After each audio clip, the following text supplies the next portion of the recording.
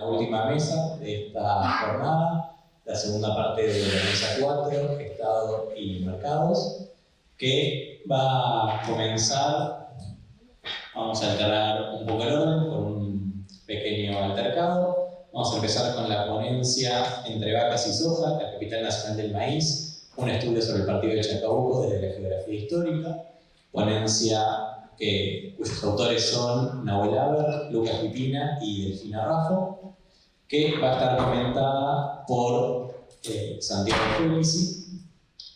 ¿Sí? Así que vamos a los comentaristas sus 15 minutos. Si quieren, ahora compartimos el PowerPoint y vamos a tener la desagradable tarea de mostrarles con esos cartelitos cuando les vayan quedando 5 y 2 minutos.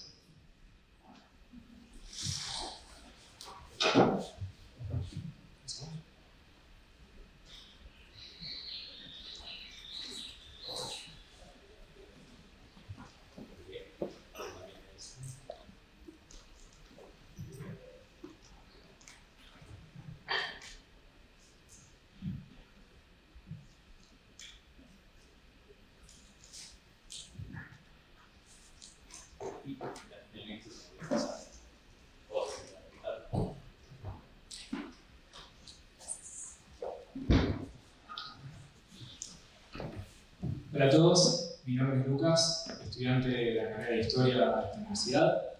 Doy inicio a la ponencia en la que proponemos examinar las características de las transformaciones que cobró el partido de Chacabuco durante el proceso de agriculturización.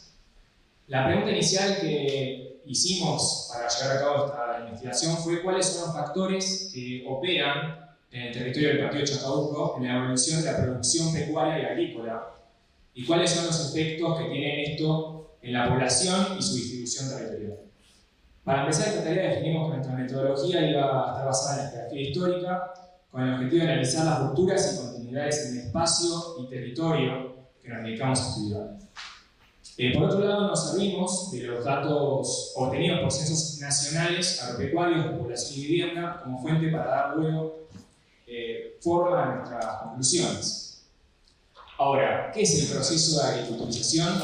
Se entiende este proceso como el ciclo en donde se fue dejando de lado la producción mixta entre ganadería y agricultura para pasar a dedicarse plenamente a esta última, favoreciendo a un reducido grupo de cultivos por sobre otros y desplazando la ganadería a regiones más marginales o menos aptas a la agricultura.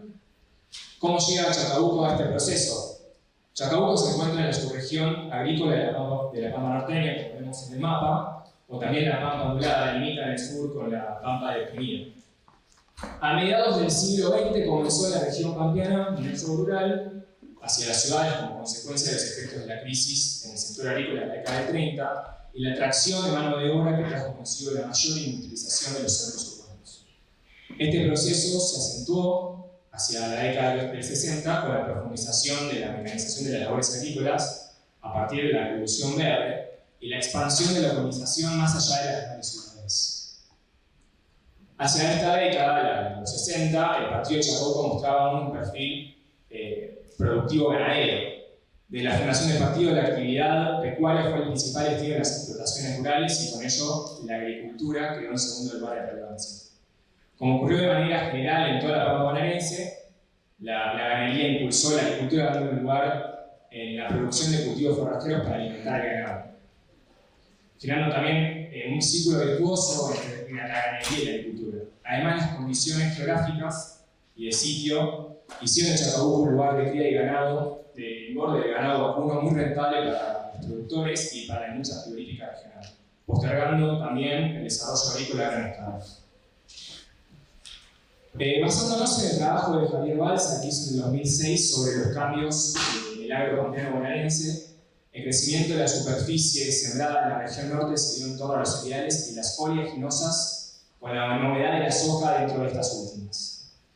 Pero también nos advierte que se dio primero una etapa, hasta 1977, donde la agricultura y la ganadería crecen en simultáneo, y una segunda etapa que este autor llama de plena agriculturización. Es en este momento que surgen nuevos actores en el campo, como el contratista tantero o accidental, definido como un tipo de productor arrendatario de corto plazo que mezcla elementos de mediería y de propiedad directa esquema de producción. Esto va a tener a la producción también con una lógica empresarial más definida en torno a la agricultura, ¿no? Pero hay que tener en cuenta también que en esta década Chacabuco muestra un dinamismo ambivalente en cuanto a la productividad y la superficie sembrada.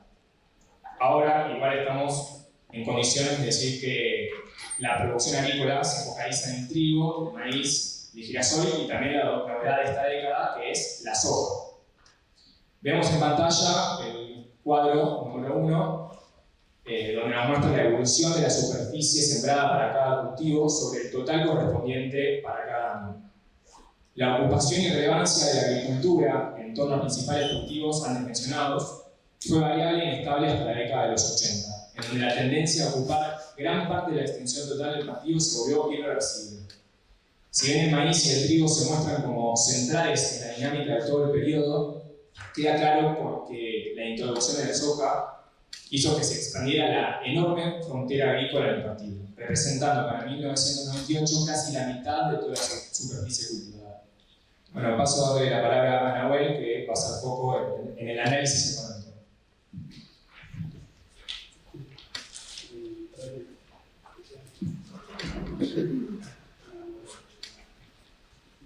Bueno, hola a todos y a todas. ¿Me escuchan?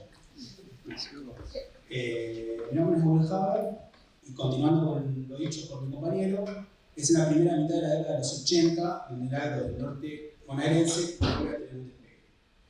Esto fue gracias a los buenos precios internacionales que los cereales y oleaginosas tienen en este momento. Es en esta década cuando la agricultura del partido de Chacabuco se volvió intensiva y extensiva con una gran recuperación del trigo. Sin embargo, ningún cereal es comparable con la superficie sembrada y con la productividad que la soja en este momento. Como sucedió en todo el norte bonaerense, la sojización se hizo desplazando cultivos relacionados al forraje e industriales, como así también usando terrenos que no estaban siendo explotados o algunos antes destinados a la ganadería. Y para la década de los 90, el dinamismo en la soja no tiene comparación con el que presenta ningún otro cereal. De hecho, la producción de maíz, girasol en el partido se ve para este momento en franco declive. Bien, acá en el cuadro 2 se puede ver el rendimiento total de los 4 cultivos principales en toneladas a cada año, lo que nos permite ver y contrastar resultados de cada década. De esta manera, en 1969 opera como transicional por las nuevas tecnologías que, junto a políticas orientadas al sector, tuvieron como principal fin el incremento de la producción. A diferencia de los intentos sin demasiado éxito que llevaron adelante los productores después de la crisis de los años 30, es a partir de los años 50 cuando las posibilidades de crecimiento sostenido se hacen más visibles con la creación del Instituto Nacional de Tecnología Agrícola, el INTA, a finales de la década. Es con el INTA cuando la iniciativa privada consigue tener una institución consolidada y sostenida del Estado que le sirva como plataforma para la incorporación de tecnologías aplicables al campo. Pero los resultados positivos recién se muestran de cara a finales de la década de los 60, el momento donde los avances de la denominada Revolución Verde consiguen sentarse con éxito en el suelo de la Pampa Húmeda. Esto le permitió a los productores de Chacabuco producir una cifra récord hasta el momento de más de 200.000 toneladas, tan solo entre el trigo, maíz y el girasol. De hecho, en 1971, el partido comienza a ser la sede de la Fiesta Nacional del Maíz, en parte por la enorme cantidad de toneladas que produce el maíz. Bien, junto a los buenos rendimientos del maíz y la soja, durante los 80 y finales de siglo, Chacabuco logra potenciar su productividad haciendo foco en aquellos cultivos que mejores resultados tienen en su suelo. Incluso vamos a hablar de una segunda revolución verde para mediados de los 90, caracterizada por la tendencia al monocultivo en torno a la soja. La expansión del cultivo de la soja en la última década del siglo no se desarrolló tanto por la dinámica de los productores con el INTA, sino por tecnologías en torno al agro que requería poner el ojo en empresas privadas de los países desarrollados. Los agroquímicos, la maquinaria, a la mitad de la década, la soja RR, resistente a los pesticidas con glifosato, que en su conjunto generaban márgenes de ganancia muy grandes. Es en este contexto donde los pools de siembra y empresas especializadas comienzan a ser los reales protagonistas de la expansión de la frontera agrícola y el incremento de la productividad. La comercialización y almacenamiento de la producción se concentró en grandes compañías exportadoras, mientras que los terceristas o subcontratistas, en los pools de siembra, operaron de distintas formas de arrendamiento. Con todo lo dicho hasta ahora, se puede afirmar que las revoluciones verdes fueron el motor de la agriculturización en Chacabuco. Y bien, finalizando con el análisis económico, me toca dar inicio a la parte demográfica del trabajo, y comienzo citando a Rodolfo Bartolcello, quien en su capítulo La población rural, Historia de la provincia de Buenos Aires, en 2012, sostiene que a partir de 1914, a pesar del auge del modelo exportador, este trajo consigo una mayor urbanización de los pueblos que da inicio a la declinación de la población rural. Sin embargo, si observamos el censo de 1947 en Chacabuco, no se estaría dando esta tendencia a nivel general. La relación entre población urbana y rural se mantuvo estable. En cuanto a la distribución de la propiedad, el ciclo ganadero en el partido continuó consolidando hacia 1960 al productor propietario, que representaba un poco más de la mitad de la superficie total del partido. Y bien, con todo esto y paso al final, ¿quién va a profundizar en materia demográfica? Muchas gracias.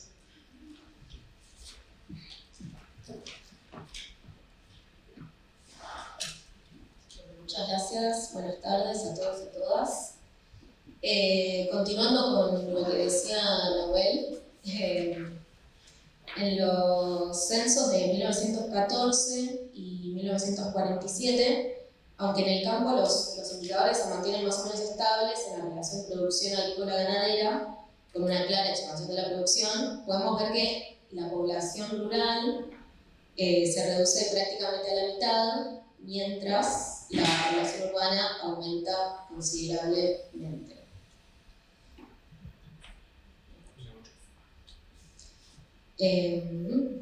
Esta tendencia se va a mantener e incluso se va a exacerbar a finales del siglo, como podemos observar en el cuadro que ya lo tenemos.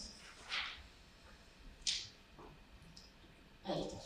Entonces estamos hablando de los censos de 1914 a 1947 y vemos cómo esta tendencia de disminución de la población rural y aumento de la urbana se mantiene hasta los 90. Claro, te interrumpo un segundo, porque en el segundo no se está viendo lo que está pasando y va a tener que empezar cuando hables del cuadro.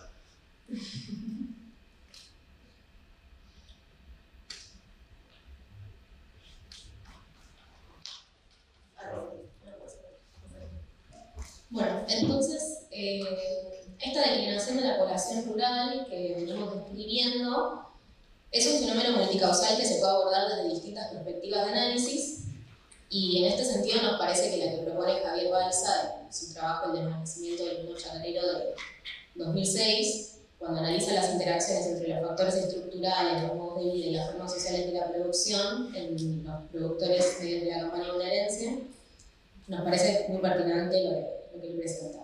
Y también no deja de ser cierto que existe una tendencia general a la extensión de la sociedad urbana después de la segunda posguerra, como señala Mikkelsen en su artículo Debatiendo lo rural y la ruralidad de 2011. Entonces, el dinamismo económico de la ciudad cabecera de Chacabuco la posicionaba como centro urbano de gran importancia, sobre todo a partir de la conectividad de las redes de comunicación, como el ferrocarril y la Ruta Nacional número 7, que se inaugura el tramo Chacabuco-Junín en 1942. Y la mayor proporción de población urbana entre 1900 y 1960 y 80 se puede explicar a partir de la radicación urbana de los productores. La mayor oferta de servicios en la ciudad y las posibilidades de educación y sociabilidad que se desarrollan dentro de ella hacia mediados del siglo pudieron haber generado una migración interna hacia la ciudad cabecera. Esto implicó que se genere una separación de la unidad de residencia y de producción en el campo.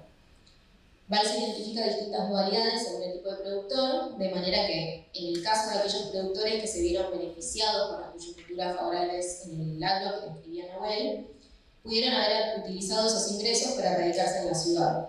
En cambio, los arrendatarios expulsados del campo y devenidos contratistas lo habrían hecho para aprovechar las ventajas operativas de la ciudad, mientras que los pequeños propietarios, al obtener una renta demasiado baja, debieron recurrir al medio urbano para ellos y sus familias. Según Balsa, los cambios en la relación entre los productores y los medios de producción jugaron un rol esencial en estas transformaciones transformaciones también. La mayor mecanización y la aparición de nuevos actores como los contratistas y canteros implicaron que el productor se separe cada vez más de las labores físicas. A su vez, los cambios en la socialización primaria de los hijos hacían que estos se desvinculen de la producción, al igual que las mujeres. De esta manera, la descomposición de la familia como equipo de producción fue disolviendo el carácter doméstico de las explotaciones. Entonces, junto a la erradicación urbana, los productores propietarios habían adquirido paulatinamente un rol gerencial sobre sus campos, dejando el trabajo sobre los mismos a asalariados o contratistas. Y de esta manera, dice Balsa, encontrando a quien ponga en marcha la producción, con la propiedad de la tierra ya es suficiente para la percepción de renta. A todo ello se agregarán en los 90 los boom de siembra con el boom de la soja. En contraste con el aumento de la productividad en el espacio rural, este periodo se caracteriza por el despoblamiento del campo a partir del cierre de ramales y estaciones del ferrocarril. En el caso de Chacabuco, la estación del ferrocarril San Martín del paraje de Chacucha fue uno de los que fueron cerrados y que llevó a la práctica desaparición del poblado. Para el Censo de Población y Vivienda de 1991, vemos que tiene lugar una nueva reducción drástica de la población rural, la cual no implicó, sin embargo, un despoblamiento análogo en la totalidad del partido, sino que se verifica un crecimiento de la población y una gran concentración en la población urbana. Podemos concluir, entonces, que a mediados de siglo, las condiciones generadas por la Revolución Verde tuvieron un papel importante en el proceso de agriculturización a través de la difusión de las nuevas tecnologías y la estrecha relación entre el sector público y el privado. Para la década del 90, las políticas económicas neoliberales generaron efectos contradictorios en el agro argentino. A pesar de que aumenta la productividad significativamente a partir de las nuevas genéticas y técnicas desarrolladas, los impactos en la población no parecen tan beneficiosos. Las lógicas de producción que se desarrollan en el campo, en el contexto de apertura económica, implicaron que, valga la redundancia, se abra cada vez más a agentes e insumos externos a él. Pudimos observar a través de su análisis que los indicadores económicos y los demográficos van por sendas opuestas, generando un despoblamiento del campo mientras los cultivos se extendían. Esta agricultura sin agricultores. Como se dijo anteriormente, las dinámicas demográficas responden a diversos factores, pero creemos que la desregulación y la falta de planificación económica en el campo argentino a finales del siglo impactó negativamente en la población rural al agudizar las tendencias que se estaban desarrollando desde el periodo anterior. Bueno, muchas gracias.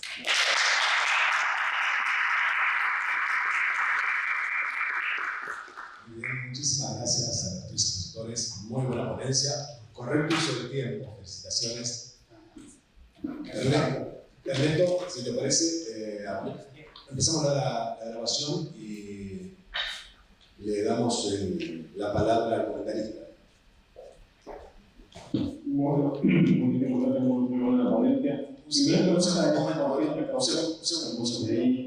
segundo, por favor, comentarista. Muy bien, ahora sí, ahora te tenemos en pantalla. Por favor, muchas gracias. Muy buena ponencia, muy interesante el laburo, chicos. La primera pregunta, como repito, es ¿por qué este laburo?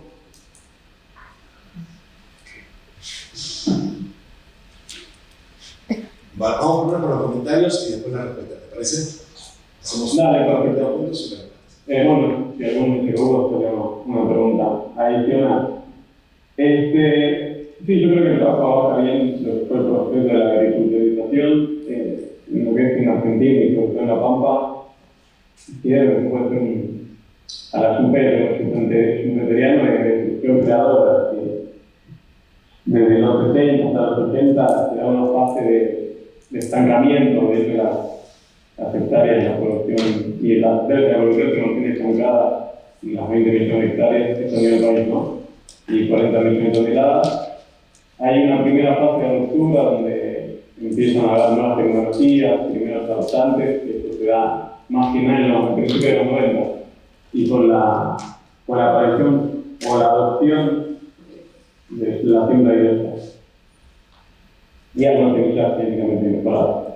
Después tenemos una fase más avanzada donde conviven los dos modelos y obviamente el que es más productivo y que es más rentable es el que se impone, y luego que no era el periodo analizado en este trabajo es la consolidación nuevo modelo. Bueno, como explicaba, en los 70 no se daba la descompensación más que nada por precios relativos favorables a la producción de grano y no tanto a la ganadería. Esto igual con las técnicas que se adoptaron en esa época llevaba a una degradación del suelo, erosión y pérdida de productividad. También, bueno, en los 80 y a fines de los 70 la agricultura de la alternativa tenía precios deprimidos, desequilibrio macro, hiperinflación, cierre de mercados externos y demás, que también hizo posible que se incorpore la tecnología. Ya en los 90, bueno, con lo que fue la convertibilidad, hubo una mejora de precios, los mercados más dinámicos, apertura de mercados externos, eliminación de las retenciones y sobre todo lo que posibilitó fue una baja en los precios de los insumos, lo cual los productores obviamente empezaron a incorporarlo.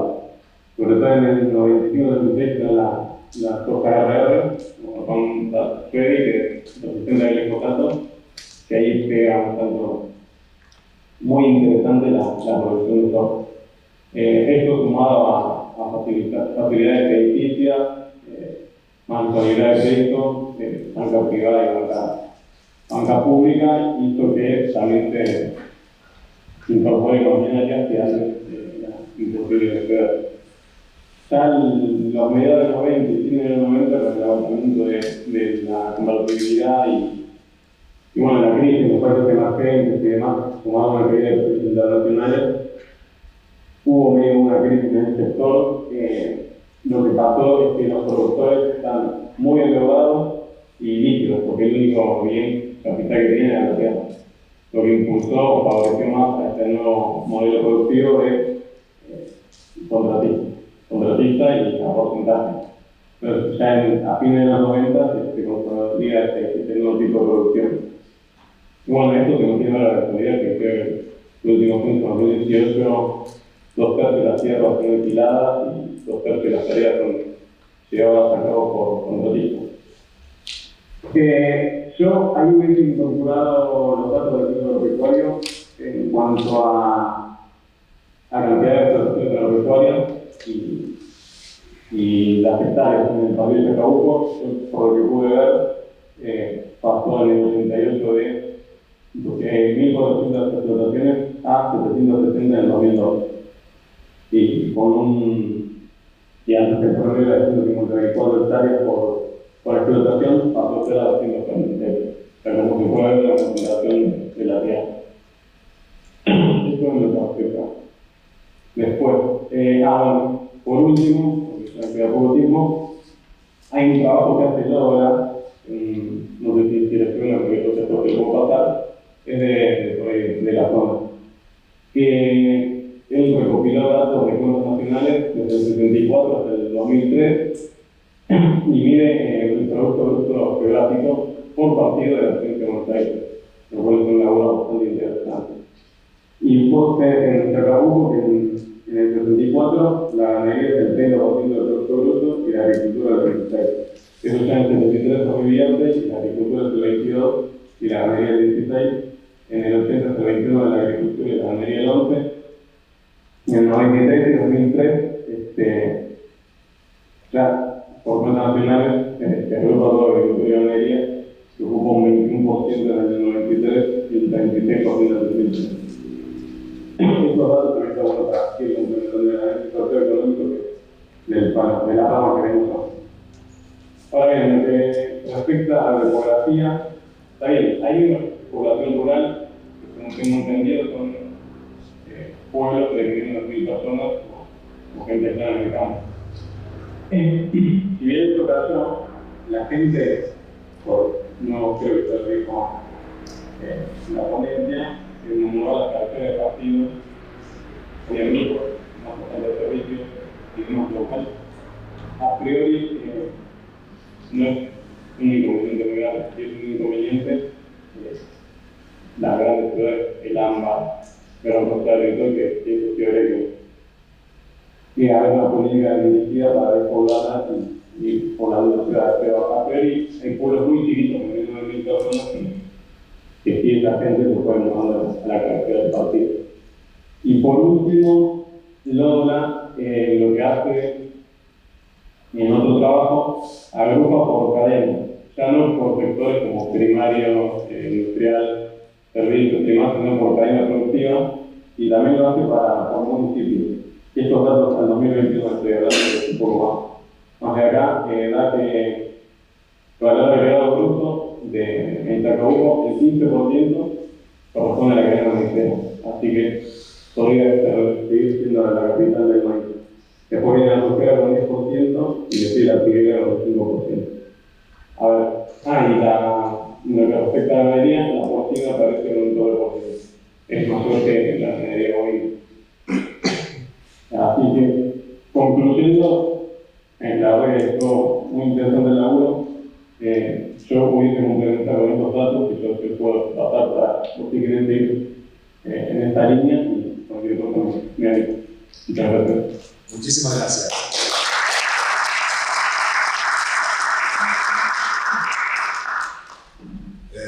Estamos con tiempos justos, como siempre suele pasar, pero si hay preguntas en el recinto, breves, cortitas, y las apuntamos al comentario de Santiago. Yo, felicitaciones por el trabajo, me gustó mucho. Quería preguntar cómo había sido el proceso para ustedes, si era la primera vez que investigaban un tema de este tipo, cómo había sido el trabajo de Stefan Fuentes y demás, que a mí me interesaba mucho ver qué es lo que habían trabajado. No lo pude ver, vi un poco lo que planteaban acá y por nociones y demás. Me interesa saber eso. Muchas gracias, Mauro. Muy bien. 3 minutos para responder. ¿Se escucha? Bueno, este trabajo se desprende de un trabajo un poquito más amplio que hicimos para una materia de carrera de historia. Ese fue nuestro primer acercamiento a la materia de geografía histórica. Y bueno, ahí el partido de Chacabuco se dio también respondiendo un poco por qué Chacabuco. Bueno, se acordó con la clase, nos tocaba Chacabuco, lo cual fue conocer un partido desde cero, ¿no? De buscarlo en el mapa hasta estudiarlo. Y bueno, después con el tema de las fuentes, nosotros hicimos un trabajo que específicamente para esta ponencia fue revisar el trabajo que habíamos hecho, no los datos solamente, sino el trabajo en sí que habíamos hecho con fuentes censales, de censos de población, económicos, agropecuarios.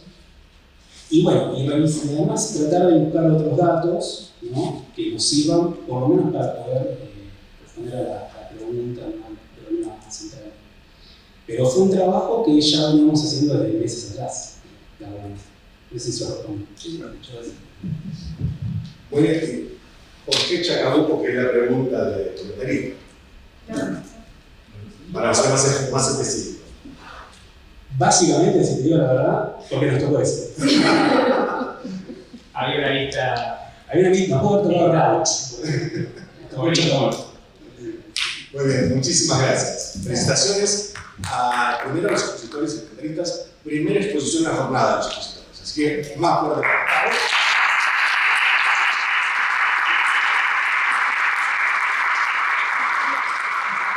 Vamos a colocar el PowerPoint.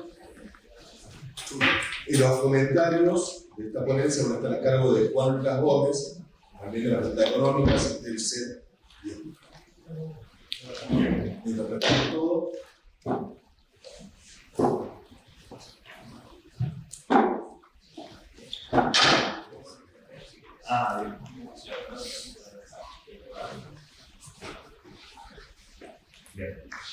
Bien. Pablo, dice. Buenas tardes. Bueno, el trabajo vivienda y segregación social frente al desarrollo de la vida urbana, tomando por caso la ciudad de Buenos Aires, bueno, toma de base una inquietud común en el campo de la opinión pública y también en el campo académico en torno a los problemas relativos a la segregación social que vendría deparado precisamente por una problemática contemporánea y es la dificultad, digamos, de acceso a vivienda por parte del conjunto de la población a nivel internacional. Entonces es común, digamos, escuchar en los campos ya referidos cuestiones relativas a la gentrificación, a la existencia del déficit habitacional, la llamada vivienda ociosa, también toda una serie de trastornos que tienen lugar en el mercado inmobiliario, tales como que se produzcan picos de sobrecotización en los bienes inmuebles. Por otro lado, de forma histórica el Estado se ha dado toda una serie de políticas públicas que vendrían a morigerar y a precisamente regular estas problemáticas con el desarrollo de políticas de vivienda pública, el desarrollo de políticas relativas a la integración sociourbana, también la intervención directa en el propio mercado inmobiliario y de alquiler. Bueno, teniendo en cuenta esta inquietud, en el caso de la ciudad de Buenos Aires, que ya a la fecha de hoy tiene cerca de 30 años de existencia, bueno, hemos formulado por hipótesis al respecto que lo que se había operado en cerca de 3 décadas de existencia es una reducción de las políticas públicas destinadas a la vivienda social frente a un incremento de la renta del suelo urbano en manos de los propietarios urbanos. Para poner a prueba dicha hipótesis, hemos fijado una serie de objetivos. Primeramente, tal como expone la hipótesis, proceder a una propuesta de cálculo de la renta urbana que tome por lineamientos los planteos teóricos de Karl Marx y David Ricardo, y que, bueno, efectivamente sea operacional en el campo de la Ciudad Autónoma de Buenos Aires en las 3 décadas referidas. Esto se pondría en correlación en términos cualitativos con el desarrollo que se advierte, digamos, de las políticas públicas de vivienda social, para lo cual tomamos en esta investigación elementos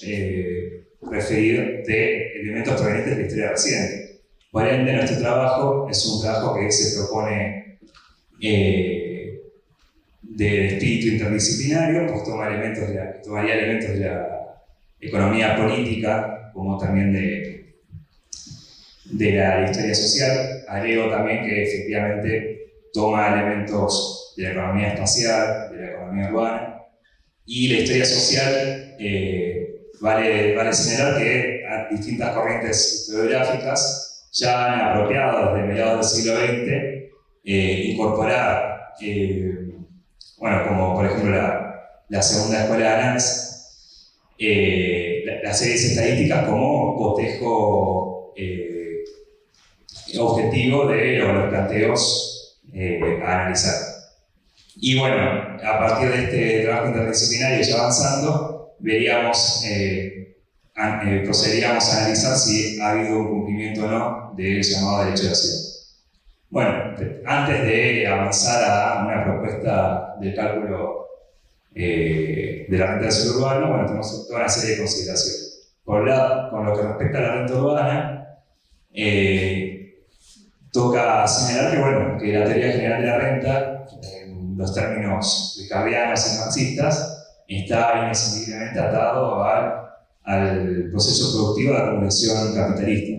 Es decir, la renta vendría a ser una extracción de plusvalía previamente extraída y la misma sería un flujo de valor que quedaría en manos de los propietarios jurídicos de la tierra.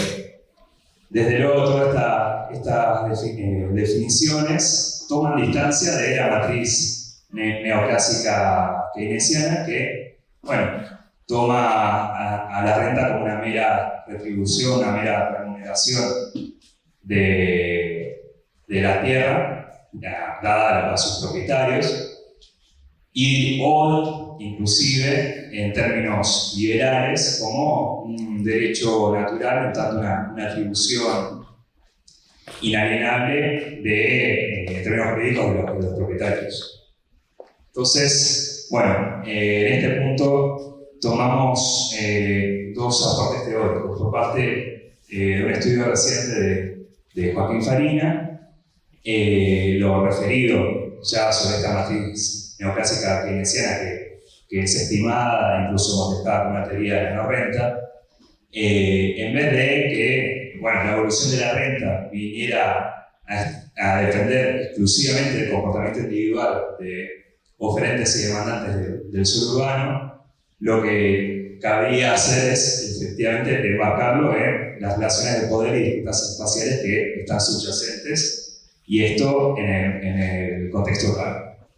Por otro lado, Farina lo que propone, digamos, teniendo en cuenta que la teoría general de la renta está circunscrita al ámbito horario, es extrapolar este planteo para el contexto urbano. En este sentido, se tomaría por parte del planteo ricardiano el señalamiento de las rentas diferenciales de tipo 1 y tipo 2, sustituyendo el planteo de la diferencia de fertilidad que se da entre las parcelas por dotaciones diferenciales de capital que valorizan el suelo urbano.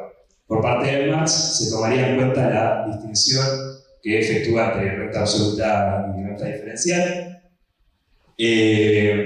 Después caracteriza para el contexto urbano la renta diferencial de tipo 1 y renta diferencial de tipo 2, estableciendo que la primera estaría vinculada a factores extrínsecos del ámbito urbano, es decir, extrínsecos al bien inmueble, como la localización, y la renta diferencial de tipo 2 vendría a estar relacionada con factores intrínsecos, ahí ponemos por ejemplo la construcción en altura. Por último, al igual que el caso de la renta agraria, efectivamente la renta urbana también provendría de plusvalía previamente extraída, y hace el distingo de que para los bienes inmuebles de uso residencial, esta plusvalía sería extraída con posterioridad a la etapa productiva. Otro aporte teórico que tomamos es el de Samuel Jaramillo González, que en su extenso aporte hacia una teoría general sobre la renta urbana,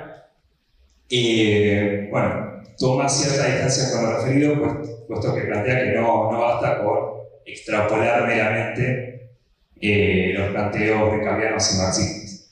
Ofrece una caracterización que complejiza lo referido a la tipología de suelos urbanos, los agentes y también las interacciones que entre ellos se operan, por lo cual, por un lado, muy sucintamente, señalamos que el bien inmueble es tomado como una unidad, una conjunción, una soldadura entre suelo urbano y espacio construido. El espacio construido, a diferencia de otros planteos, de otros análisis, es perceptible a partir de un método análogo al semiológico, en tanto y en cuanto la ciudad podría ser leída e interpretada como un sistema de signos en virtud del cual los bienes inmuebles serían significantes y sus usos significados. Después distingue las rentas diferenciales entre primarias y secundarias, que entendiendo que las rentas primarias estarían en la órbita de la etapa productiva, mientras que las rentas secundarias estarían en la etapa de consumo y de circulación. Y dentro de las rentas diferenciales de tipo 1, las rentas diferenciales primarias, que distinguen entre tipo 1 y tipo 2, siendo el tipo 1 muy parecido a lo ya expuesto de planteo de Farina, como lo que tiene que ver con la constructibilidad, la localización y, en el caso de las rentas primarias de tipo 2, referido a las distintas dotaciones de capital. Y por último, las rentas secundarias tendrían que ver con su uso. Después, otras consideraciones que hemos tenido en cuenta son las relativas a la vivienda social en la Ciudad de Buenos Aires, donde efectuamos una estadización. Muy sucintamente, tenemos aproximadamente un siglo en el cual el Estado, de forma directa o indirecta, ha asumido una intervención directa, ha asumido una intervención en materia habitacional, constando, por ejemplo, distintos mojones como la cuestión de las viviendas llaves en mano desde 1915 y después con planes de vivienda masiva en el 46. Desde luego, en el periodo actual de los últimos 30 años, esto se ha operado un viraje drástico que María Cristina Cravino cifra en efectivamente en el desarrollo de políticas neoliberales a nivel internacional, que inclusive llega a poner la vivienda social como un anatema. Tenemos también la evaluación concreta que ofrecen estudios recientes por parte de María Zapata y Huerta, que dan cuenta de dinámicas sociourbanas divergentes, en términos de las cuales algunas habrían operado en las últimas 3 décadas para acrecentar la informalidad urbana y otras para acrecentar la gentrificación, lo cual lleva por parte de Zapata a considerar que la Ciudad de Buenos Aires había operado una conversión como ciudad neoliberal, pero en tanto condensa enclaves de pobreza y riqueza, lo cual de todas formas corresponde matizar con toda una serie de políticas que se han dado en términos de créditos hipotecarios, de renovación urbana, de urbanización dominial, etcétera, etcétera. La propuesta de cálculo del presente trabajo ha advertido toda una serie de dificultades y desafíos en términos conceptuales, tomando una ecuación que ofrece Samuel Jaramillo cuando propone 4 métodos distintos. Podemos advertir cómo en la expresión capitalizada de renta, que es el precio del suelo, se coloca, podría estar operándose una confusión teórico-conceptual entre beneficio y renta. Entonces, frente a esto, que admite análisis posteriores, cabe señalar que la renta urbana diferencial, a diferencia del análisis cualitativo que ofrece Jaramillo, podría estar siendo soslayada, la de tipo 2, en tanto, como hemos dicho, como inversiones sucesivas de capital en el bien inmueble. Las dificultades metodológicas están en el rango de las decisiones investigativas a tomar, como también las fuentes de datos, que si se procede efectivamente a incorporar una variedad de variables que den paso a una dispersión metodológica, una dispersión procedimental, traería aparejada la dificultad de obtener las variables que nos proponemos. Entonces, por último, de forma conclusiva, arribamos a una serie de pautas que proponemos en pos de este cálculo de renta urbana, en el cual, a diferencia de lo expuesto, vendría a tomar en cuenta la renta diferencial urbana de tipo 2, en tanto nos remite al incremento de los rendimientos físicos en términos de los metros cuadrados habitables en el espacio urbano, recurrir a las estadísticas provistas concretamente por el IBC, promotores y gestores inmobiliarios y la base de datos que nos proveen.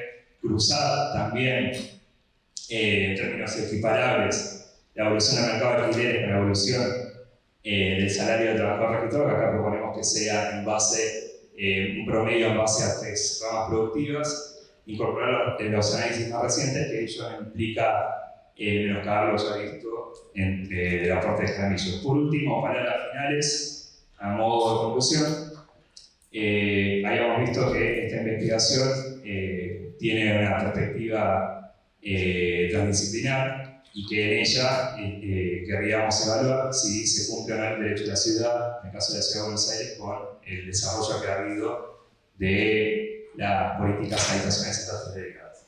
Ya cierro señalando lo siguiente, que efectivamente en la Ciudad de Buenos Aires de 2023, esto bien podemos advertir que este derecho ha sido conculcado, que 3 millones de habitantes, aproximadamente un 15% se encuentra viviendo en asentamientos precarios en informalidad urbana, que entre 2013 y 2021 ha aumentado un proceso de feminización, y lo propio se puede advertir en términos de la vivienda ociosa y déficit habitacional. Tenemos toda una serie de pautas en virtud del cual ha habido efectivamente un incremento de las rentas diferenciales que en este trabajo se cifra de forma multicausal, y que una de los factores ha sido efectivamente la disminución de los bienes inmuebles que toma el Estado como oferente, en tanto y en cuanto este resentimiento a las políticas públicas de vivienda social que hemos referido y con su historización. Eso es todo.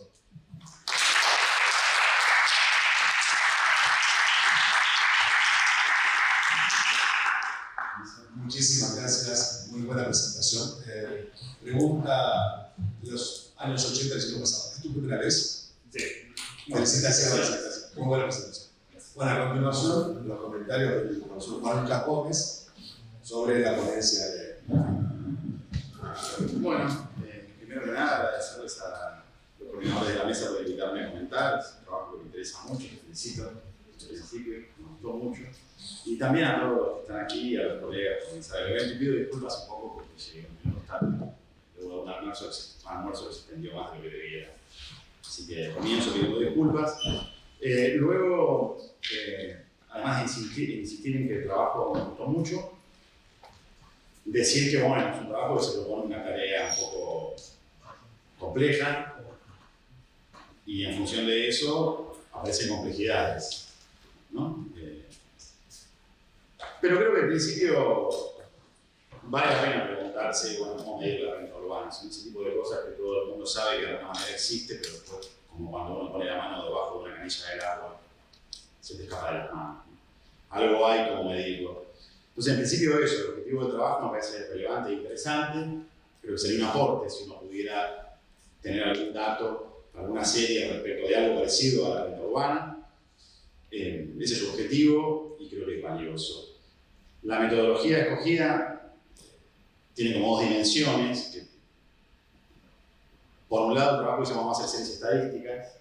Claro que para hacer esas series estadísticas primero hay que resolver qué es la renta urbana y entonces, bueno, por ahí deriva la primera parte del trabajo que me parece valiosa, que es un intento más o menos muy honesto de discutir, bueno, existe la renta urbana, sí que existe, cómo medirla. Y ahí aparecen algunas dificultades que luego te preguntan, si uno no espera tampoco que se resuelva esto fácilmente. Entonces, en caso de poder medir esto, ¿sería un aporte? La respuesta me parece que sí. Antes de hacerte las preguntas, atendiendo a que el comentario tiene que ser un poco rápido, pero luego podemos conversar en el café. Algunas cuestiones que creo que se pueden mejorar a futuro, ¿no? En primer lugar, el trabajo intenta concentrarse en el mercado de capital federal, de Cava desde el 94, pero es un mercado que se constituyó antes de 1994. Jurídicamente Cava existe desde entonces, consideramos con esa figura, pero quizás en futuros trabajos, en otros artículos donde pueda haber más espacio, dar cuenta un poco de eso. sobre todo porque te permitiría comprender algunas otras dinámicas que le darían mayor polifonía al trabajo, en el doble sentido de incluir a algunos actores que serían importantes de incluir, y en el segundo sentido de tener una visión un poco más. Bueno, vamos dando comienzo entonces a este segundo bloque de esta cuarta mesa del mercado. Me está tratando una tarea muy agradable porque además de colegas, tengo la suerte de presentar amigos, amigas, excelentes personas y profesionales. Ahora vamos entonces a escuchar la presentación titulada Ama de leche se necesita, una aproximación desde la historia económica a las nodrizas de Buenos Aires, periodo 1880-1910. Esta presentación está a cargo de la Facultad de Filosofía y Letras, también de la Facultad de Filosofía y Letras, Martín Cuesta, que entiendo que está presentando por primera vez una página de la índole. Adelante. Muy bien, muchísimas gracias, Miguel. Acá estamos de estreno. Correcto. Vamos a presentar, esto es un trabajo conjunto que estamos haciendo con Argentina, en que colabora Manuela en la búsqueda de datos, bibliografía y un poco de reflexión y análisis sobre algo que ya se trabajó mucho en Buenos Aires, sobre Buenos Aires, este tema, tanto en la parte contemporánea como en la actualidad, que básicamente el trabajo de Pagán, Alcaraz y de Cecilia Alemandi, que es el tema de la zona de nosotros le estamos dando una vuelta de la historia económica. Así que bueno, nada, presentaremos. Agustina. Hola. Bueno, en primer lugar, nos parece importante destacar cómo en el fin del siglo XIX y principios del siglo XX se da un cambio estructural en la economía y en la sociedad argentina, principalmente en la ciudad de Buenos Aires. Seguimos los trabajos de James Scooby, que marca cómo tanto este cambio demográfico, tecnológico, geográfico, permiten dejar atrás la gran aldea para dar lugar a la metrópoli. Este proceso trae consigo cambios tanto en la forma de relacionarse, como las costumbres, como también en el mercado de trabajo. Y acá, en este sentido, el servicio doméstico se ve envuelto en estas transformaciones, ya que se vive un proceso de feminización, es decir, que los varones migran hacia otros rubros, mientras se incrementa la participación femenina en el mismo.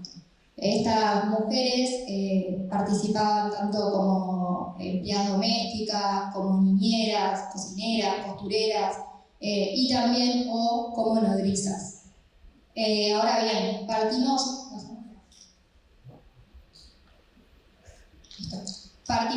de la hipótesis, continuamos la hipótesis de que la lactancia, la cual es una práctica desde tiempos inmemoriales, de práctica altruista, de carácter solidario entre las mujeres, para evitar la mortalidad del infante, en este contexto de complejización social, se convierte en una actividad asalariada, como postula Alemandi, en un servicio de contratación habitual entre las familias porteñas.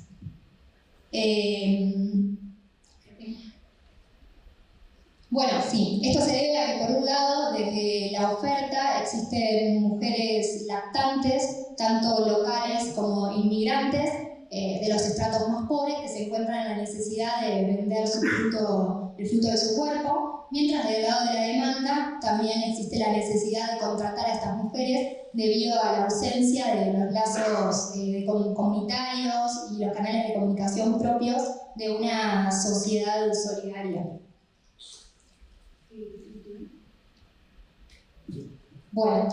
La historiografía sobre este tema y en especial los trabajos de Alemandi y de Pagani Alcaraz, que trabajan hace mucho sobre ya todo lo que vengo desarrollando, ponen foco más que nada en la oferta, es decir, en las nodrizas, en quiénes eran estas mujeres, por qué trabajaban, en qué condiciones, en qué contexto. Nuestro trabajo va a poner atención más que nada a los salarios en relación tanto con el contexto como con la demanda.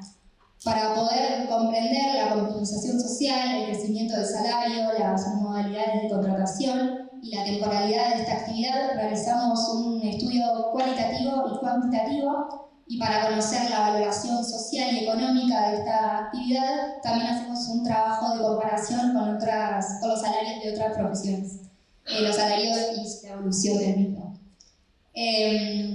Bueno, utilizamos como fuentes primarias los anuncios clasificados de los diarios más importantes de la ciudad de Buenos Aires por los años 1880-1920. Estos son tanto La Prensa, El Nacional, El País, The Standard, entre otros.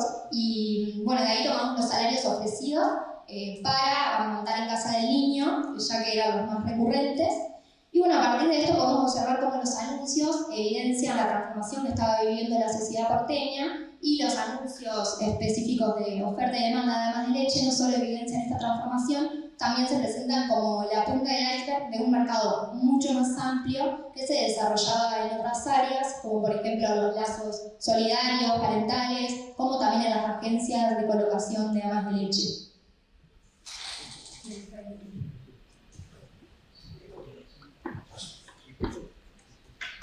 Bueno, muy bien. Los interrogantes entonces que nosotros empezamos a tener, ¿sí? Las dudas antes de emprender este trabajo, son estas siguientes afirmaciones que ven ahí y consultas y dudas. Bien, ¿quiénes eran las amas de leche? Tenemos, como dijo Manuela, toda una historiografía que afirma que son el estrato más bajo asalariado de la ciudad. Ahora bien, ¿cómo se perciben en base a los censos, ya que trabajamos con censo? ¿Existe la autopercepción como ama de leche o solamente como servicio doméstico?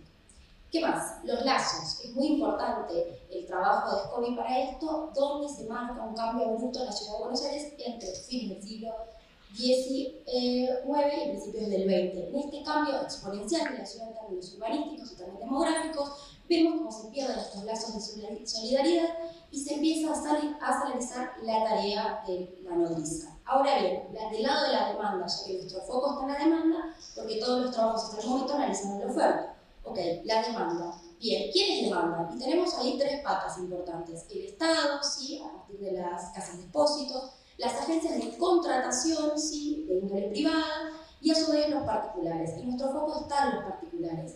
¿Quiénes eran estas personas, familias que solicitaban un ama? ¿Dónde vivían? ¿En qué parte de la ciudad? ¿En el centro de la ciudad? ¿En el centro de Recoleta, digamos, en zonas más adineradas? ¿O se habían expandido también la demanda para otros barrios que empezaban a surgir Belgrano, Flores, etc.?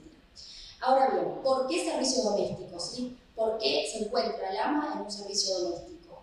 ¿Qué pasa con los clasificados? ¿Cuándo empiezan a aparecer las amas de leche en los clasificados? En esta cuestión que nosotros notamos, que justamente es el fin del lazo de solidaridad y la salarización de la tarea. Ahora bien, ¿qué pasa después? ¿Sí? ¿Cuándo empieza el derroteo a cortarse en los anuncios? Y puntualmente, ¿cuándo aparece el primer salario? ¿Sí? Nosotros notamos que para 1895 aparece por primera vez en un diario el salario, y ahí marca totalmente la ruptura de esta sociedad solidaria, conocida, altruista, a una ciudad anónima, grande, como la que vivimos ahora. Ahora bien, nuestra metodología, que vuelvo a hacer hincapié, después de esas preguntas, después de ir al archivo, a las fuentes y demás, ¿con qué nos topamos? ¿Con qué trabajamos finalmente? Bien, trabajamos con la bibliografía de la temática, puntualmente Alcaraz, Pagani, Cowen y Alemán, a partir del análisis del mundo y la contratación de estas nodrizas. El enfoque que realizamos es en la demanda y es un enfoque empírico-cuantitativo. Nos proponemos analizar la mercantilización de la tarea, de la salariada, y puntualmente notamos que a partir del aumento no solo de la natalidad en Buenos Aires, sino también de la llegada de inmigrantes, empiezan a crecer el número de anuncios. Bien, como dijo Manuela, ¿cómo entonces llegamos a estas conclusiones? Bueno, a partir de analizar periódicos de la época, hicimos una serie salarial, que es un trabajo que realizamos durante todas las décadas que trabajamos, pero que se ancla también en los trabajos no solo de Ernesto Corrales, sino de Martín Costa en otras profesiones. En el caso de las domésticas, o en el caso de, por ejemplo, las maestras u obras industriales. ¿Qué analizamos del anuncio? No solo el valor salarial, sino también la semántica, la semiótica, como el anuncio como un fenómeno que va a representar lo que está pasando en la sociedad y puntualmente en la ocupación altamente feminizada como es el trabajo doméstico y la ama de leche. Notamos entonces, ¿sí?, la aparición de la ama de leche salariada a partir del siglo XIX, la demanda que crece a partir de los nacimientos y a su vez otro foco en la inmigración, y puntualmente la inmigración femenina. Después también notamos que el crecimiento salarial es exponencial en cuanto a la tarea, a diferencia de otras ramas, otras actividades propias del servicio doméstico, como por ejemplo un profesional o una obrera. Por eso decidimos hacer un gráfico salarial que va a explicar Martín en este momento, para que ustedes noten que una obrera, versus una obrera u otra profesional calificada, la ama de leche, llega a ganar lo suficiente no solo para mantener a su familia, sino también, por ejemplo, un alquiler o la comida y demás. Acá tenemos un panel que les vamos a mostrar para que vean también lo que es la cosa de la investigación, la metodología. Bien, nos encontramos, por ejemplo, para 1895, donde se pide en una ciudad de Buenos Aires, se necesita sin hijos y sin marido, en una tendencia que también el Estado veía viendo y quería trabajar, que era el infanticidio y la mortalidad infantil. Ahí también tenemos el tema de la demanda del Estado, que se presenten nodrizas en la oficina de asistencia pública. Después, para 1890, tenemos formas de contratación. ¿Cuáles eran? Criar en la casa o que la persona decida abrir la puerta de su hogar a la nodriza. Tenemos algo muy interesante que es ama de leche, nos pusimos la de Mar del Plata, fuimos muy top para Inglaterra, así que se puede emplear en ese momento para trasladarse. Y algo que también notamos, que no me quiero, digamos, explayar mucho, es sobre las formas de contratación, ¿sí? El tema del último ítem que dice con vestido, el sueldo general con vestido o alimento bajaba.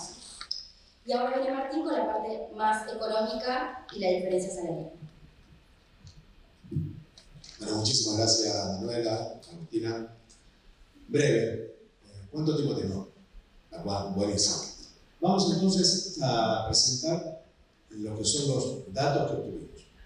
Esto, para ser metodológicamente claros, son los salarios pedidos, o sea, personas que ponían un anuncio clasificado en el diario pidiendo una nodriza para amamantar en casa del niño. O sea, porque había otros anuncios ofrecidos de amas que ofrecían su trabajo en su casa. Eso tenía un 40 o 30% del otro tipo de salario.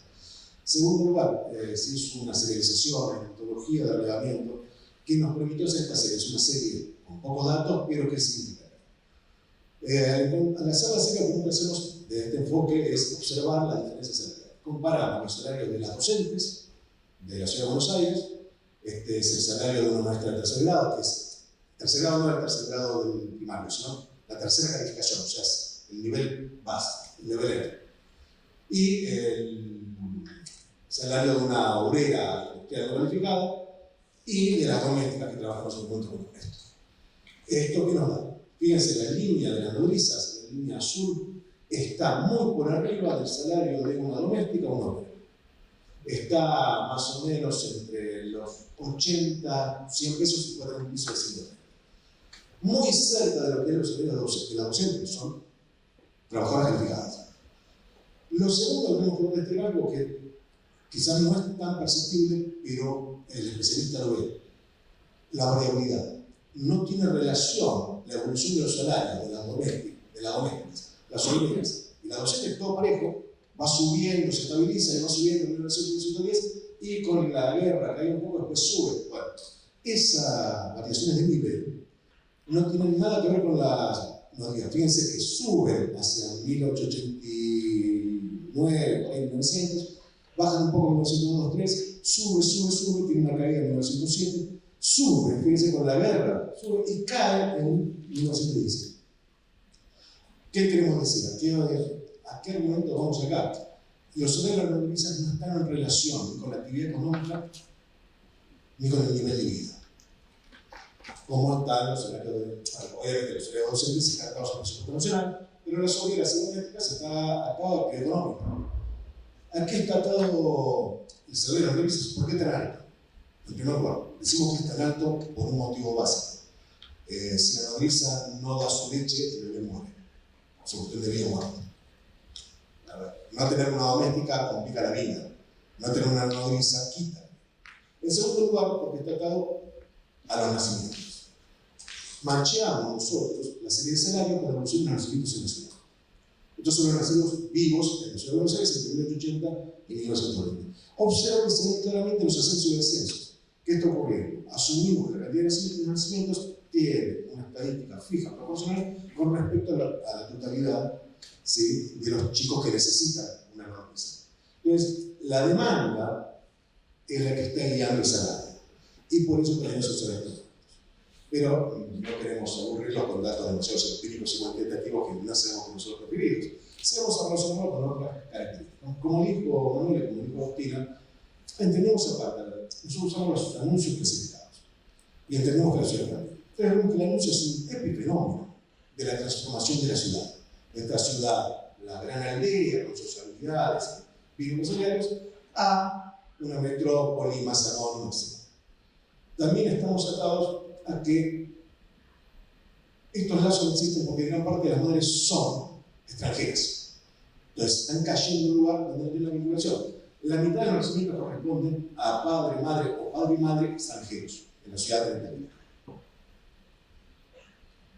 Y por eso también lo que vemos es que el proceso de gran urbe, de metropolización de la ciudad de Buenos Aires, este anonimato se refleja en los anuncios. El primer anuncio con un salario aparece en 1895. Va terminando, el último va a ser en 1945, pero para 1920 se va acabando por otros motivos. Entonces, nuestra conclusión es la aparición de la mala leche asalariada, posiblemente es antes. Obviamente, entendemos que el anuncio es la punta de iceberg de un mercado mucho más amplio. El que llega al anuncio, efectivamente, no tiene ningún lazo, no tiene cómo conseguir una nodriza, tiene que poner un anuncio de diario. También esto menciona demanda que es interesante, regulación estatal. El mismo proceso de anonimato de la ciudad hace que haya una demanda de regulación estatal que menciona, entre otros, Federer con una demanda. El uso de la comunicación de oferta y demanda está hablando de este proceso de anonimato y explicitar el salario. Esto es algo que es revelador. ¿Por qué se explicita el salario cuando estoy contratado? Porque ya no hay un acuerdo, no se sabe cuánto es. Tengo que ponerlo claro, voy a pagar tanto. Y para ir cerrando, estas son nuestras conclusiones provisoras. El primer aviso es de 1895. Después, simplemente desaparece. En el último, la reconocida Ernesto en 1995.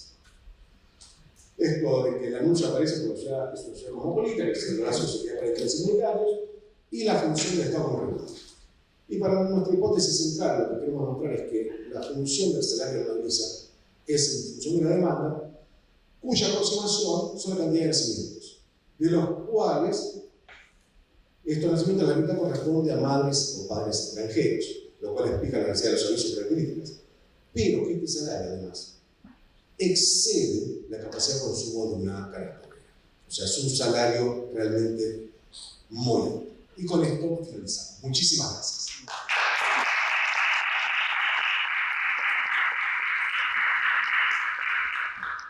Bueno, felicitaciones por la presentación, excelente, muy didáctica, sobre todo. Les dije que mi tarea era grata, pero no les dije que también es sencilla, porque quien comenta es quien va a exponer después. Así que lo dejamos a Ernesto, licenciado en Economía, licenciado en Sociología. A ti te toca.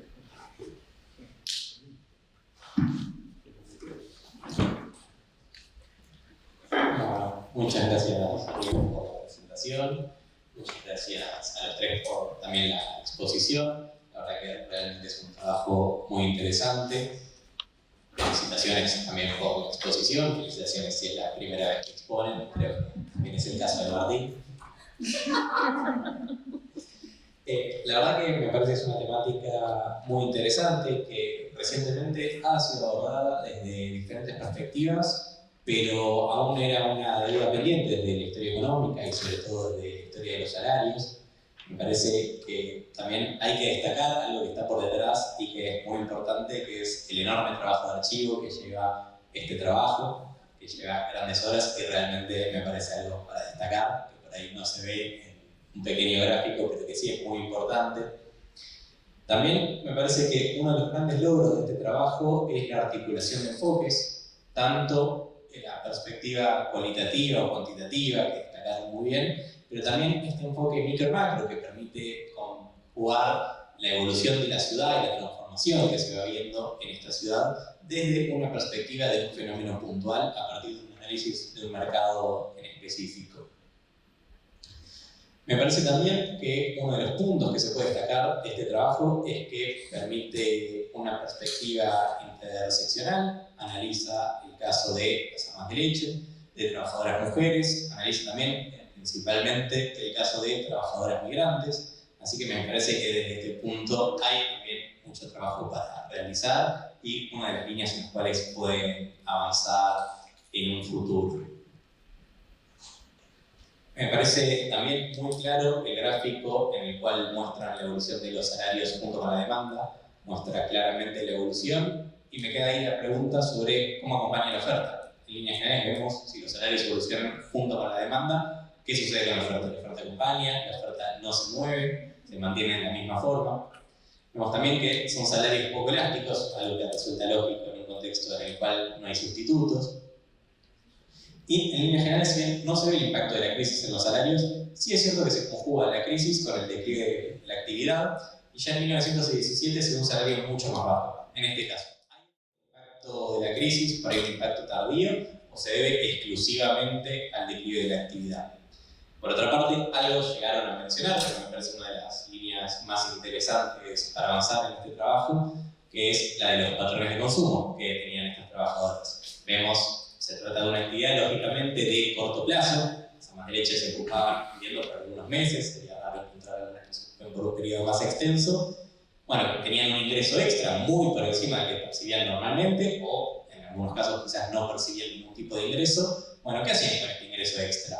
Lo utilizaban para gozar la buena vida durante un periodo corto, pagaban deudas, me parece una de las aristas para analizar a futuro. Me quedan también algunas preguntas, algunas inquietudes que les quería acercar. Ustedes un poco lo analizan al principio. ¿Cuál es la diferencia entre nodriza y ama de leche? Supongo que por ahí les ha pasado que han comentado que estamos investigando las amas de leche y les han preguntado qué es eso. En cambio, cuando aclaran nodriza se entiende perfectamente de qué se habla. Me parece, digamos, llamativo como en la fuente se ve la categoría ama de leche que contrasta con por ahí una categoría más actual o como lo conocemos hoy en día con el concepto de nodriza. Por otra parte, una perspectiva, por ahí de la perspectiva más cualitativa, quería consultarles por el concepto de niñez. Ya era un concepto que estaba plenamente desarrollado, se ven algunas modificaciones, es algo que se va modificando durante este periodo, eso también influye sobre la demanda o no. También, quizás por una cuestión de tiempo, no llegaron a mencionarlo en la exposición ahora, pero está muy claro en el trabajo, la menciona el ejemplo de Uruguay, en el cual ven un aumento de la oferta frente a las crisis. Quería preguntarles si pueden ver o si creen que existe alguna forma de ver si sucede lo mismo en Argentina o si es una particularidad del país vecino.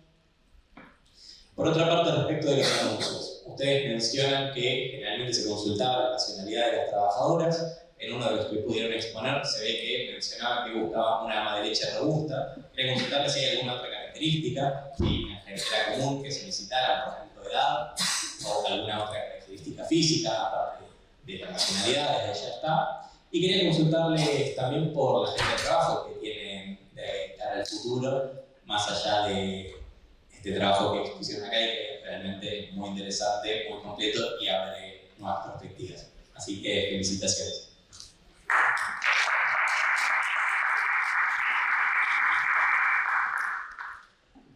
Bueno, para no tener que incurrir la desagradable tarea de tener que cronometrarles, les pedimos brevedad, por favor, así seguimos con la agenda tal lo que Bueno, muy bien. Muchísimas gracias, Ernesto, por los comentarios y las preguntas. La verdad, muy metódico, muy indicativo y una lectura muy aguda que, bueno, da para charlar mucho. No podemos responder todo, algunas cosas sí las tiro, después lo vimos. Manuela lo vio también. La caída del salario 17 no es por la crisis, bueno, sí es la crisis, pero no es la crisis de la guerra mundial. Caen los nacimientos. La gente con la crisis deja de tener hijos, baja la cantidad de nacimientos y baja la cantidad de inmigrantes. Baja la cantidad de inmigrantes, baja la cantidad de embarazos, baja la cantidad de nacimientos y baja la cantidad de personas. Las otras son preguntas que no, yo por lo menos no puedo responder, no sé si Manuela o Agostina pueden dar algunas cuestiones. Acordate que nosotros miramos demanda. Entonces, se compara con la oferta. El caso uruguayo, de que la oferta aumente con la crisis, estamos mirando solamente qué demanda y las características, bueno, esas se las dijo Agostina. Muchísimas gracias. justo las que quedan. Tema crisis, y ya lo compartí, 17. Para el 30-32 también, justamente hay una caída de la inmigración, y por lo tanto la actividad deja de ser una salida laboral, no solo para inmigrantes, sino mujeres locales. Después, con respecto a lo de nodriza ama, sí, a ti le gusta mucho la RAE, así que lo primero que hicimos fue buscar las diferencias. Nodriza en la RAE es mujer que amamanta hijo ajeno, criada superior. Respecto a ama, mujer que amamanta criatura ajena. Así que más o menos es como un sinónimo. Está buenísimo entender eso de la semiótica para ver qué diferencias hay. Me parece súper interesante. Nos queda pendiente, eso sí. Pero bueno, sí, optamos por poner en la presentación las dos, dado que es un sinónimo. Respecto al consumo, bueno, en el trabajo se ve, Martina realizó una especie de tabla sobre consumo básico, pan, café, etcétera, que es un trabajo anterior que hizo, y eso nos da pie para comprender que la ama gana mucho más que otra obrera femenina salarizada. Respecto a lo de la infancia, sí, la verdad mucho no quisimos adentrarnos en ese tema, pero vemos como a principios del siglo hay un proceso justamente de sacar a los niños, excluirlos del ambiente público, y justamente con el aparato del Estado y con todo lo que tiene que ver con movilidad, vemos cómo se alejan los chicos de la calle del espacio común, y también eso tiene que ver con la actividad del Estado, pero mucho no pudimos relacionarlo más que con la casa de expósitos, así que eso queda pendiente. Respecto a lo comparativo, bueno, hicimos un comparativo con Uruguay y con España y notamos más o menos las mismas características de contratación, asignación femenina y bueno, nada, esta cuestión del salario que siempre es en boga respecto a otros profesionales del área. Creo que no. ¿Estamos? Vamos.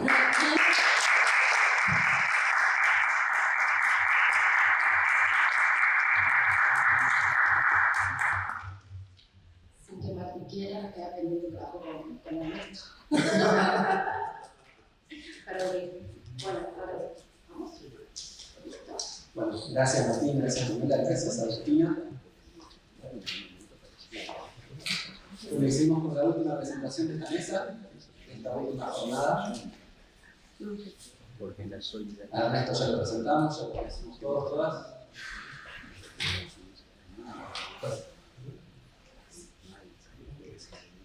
Ernesto va a presentar su trabajo llamado El salario de las trabajadoras domésticas porteñas en el largo plazo, el periodo 1908-1975, y le agregué recién a Cecilia Alemán, que va a estar comentando este trabajo.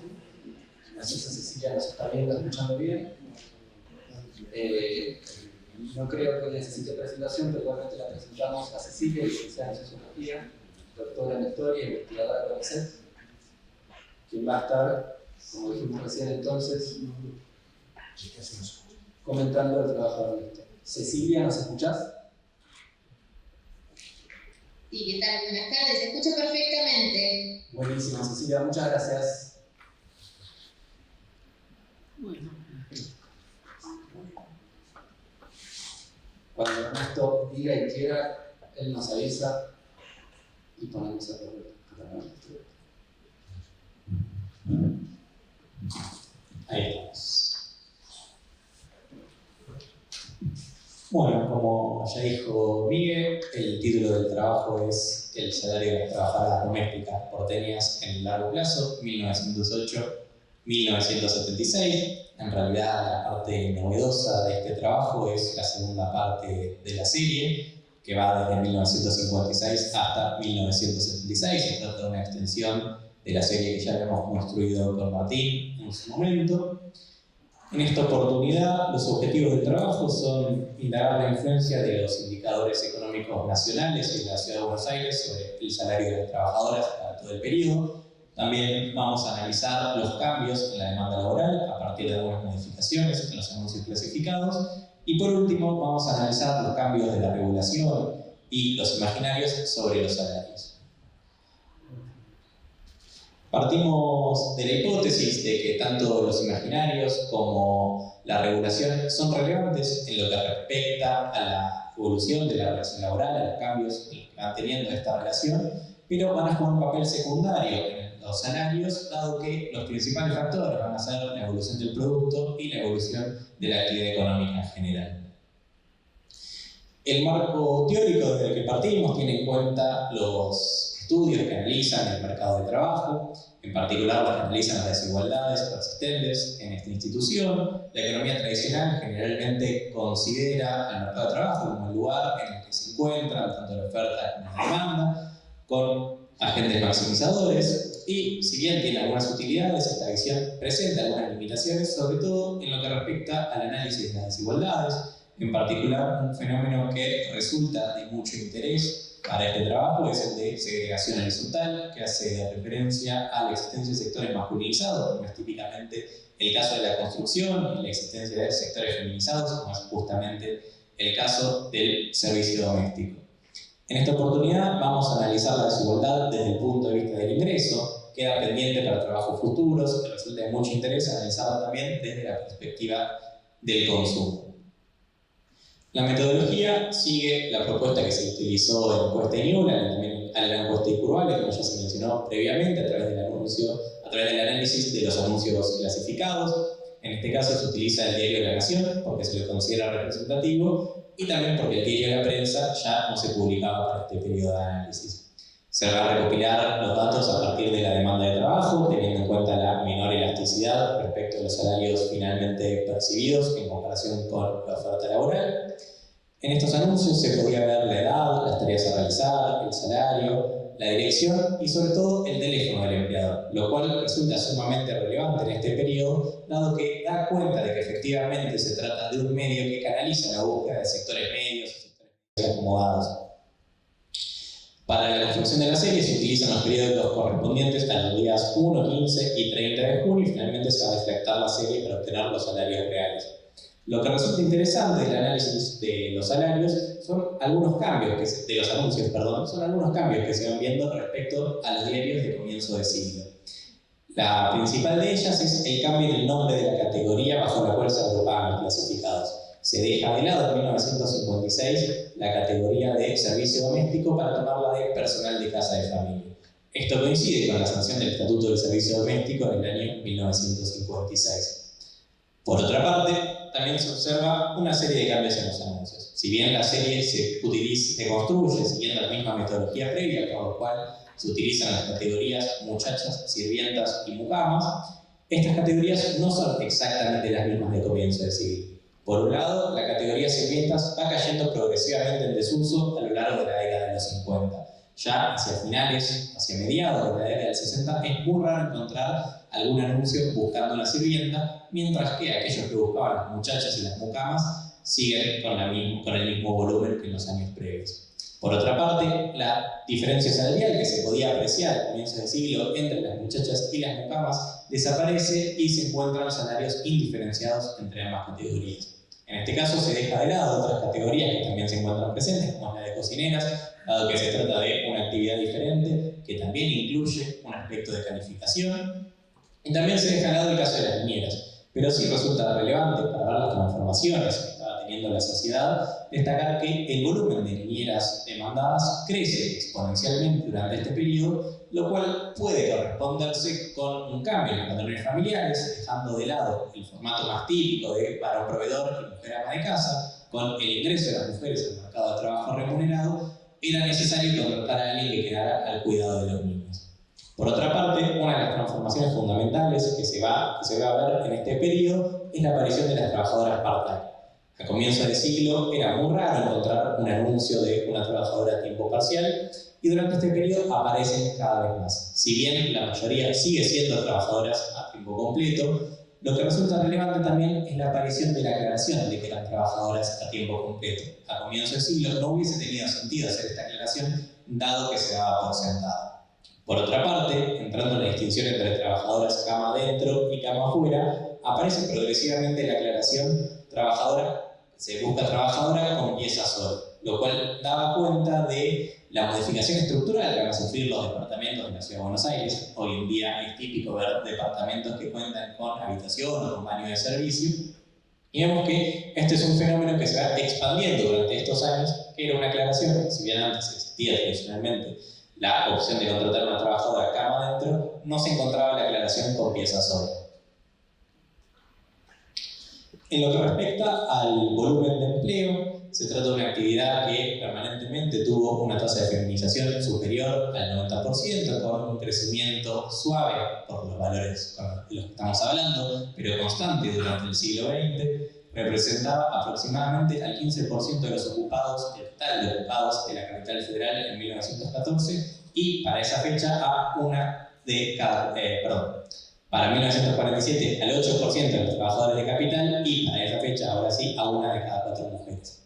Actualmente representa aproximadamente al 13% de las ocupadas mujeres y se trata de la quinta actividad del conjunto de la economía con mayor volumen de empleo. La regulación de la actividad comienza en 1885 con el reglamento para el servicio doméstico. Sin embargo, en este caso la regulación se trata de una demanda de los patrones preocupados por la seguridad a partir de un estudio más detallado de quiénes dejaban entrar a sus hogares, y se trata de una regulación a medida de estas demandas, por lo cual no incluye derechos para los trabajadores. La regulación va a venir de la mano del trabajo infantil, que era muy numeroso durante comienzos de siglo. En 1907, que se trata de una ley de trabajo infantil, no se le va a considerar trabajo, y sí se le va a hacer en el debate de la ley de trabajo de niños y mujeres de 1924, donde finalmente se va a regular el caso de las niñas trabajadoras en el servicio doméstico, lo cual va a suscitar el rechazo de los diputados conservadores, quienes alegaban que las familias recibían a las niñas en sus hogares producto del cariño y del afecto y no como una forma de relación laboral.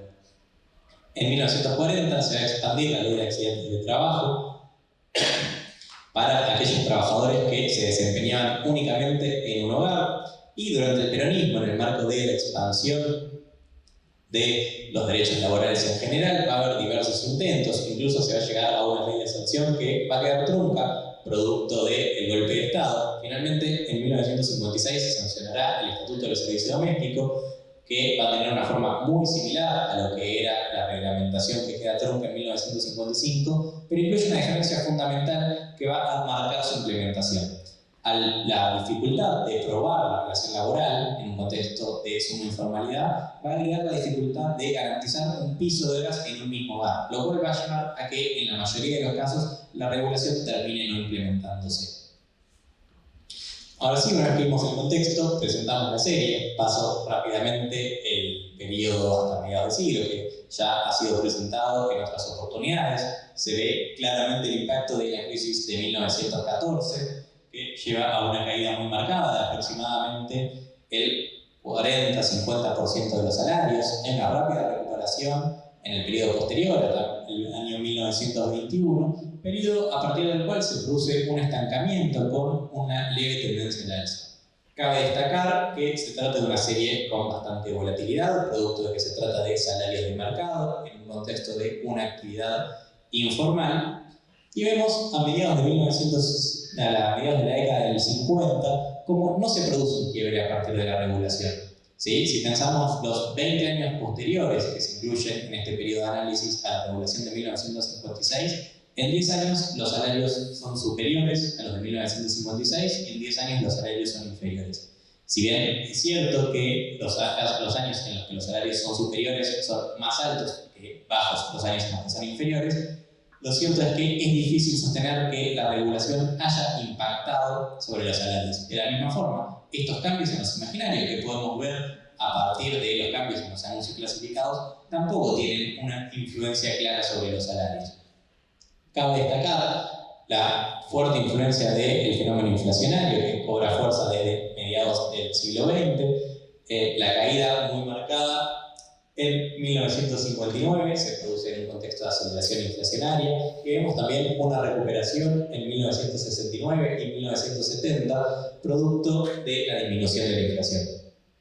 Cabe destacar el caso anómalo de 1974, que se trata, dado de que se toma la muestra justo después de los aumentos salariales de mediados de año, y esto genera algunas dificultades, dado que si bien esta metodología es útil en un contexto de una visión de largo plazo, genera algunas dificultades en el corto plazo en contextos muy inflacionarios.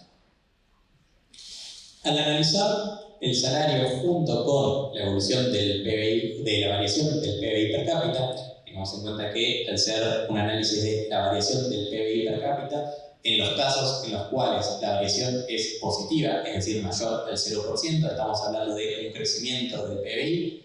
En los casos en los que tenemos valores negativos en el eje derecho, tenemos una caída del producto. Y lo que vemos es que, en líneas generales, el salario de las trabajadoras domésticas se mueve en forma similar a la variación del PBI per cápita, con un pequeño rezago, ¿sí? De esta manera vemos cómo es clara la influencia de la evolución de los índices en general de la economía sobre los salarios de los trabajadores, más allá de este pequeño rezago y de la diferencia en la volatilidad entre ambas series. Ahora sí, para ir cerrando, me parece que la principal conclusión que se desprende de este análisis de largo plazo es destacar que no hay aumentos salariales por un periodo de casi 70 años como el que se toma. Vemos que los salarios están estancados. Cabe destacar aparte que se incluye todo el periodo de industrialización sustitutiva de importaciones, en el cual hay un aumento general de los salarios.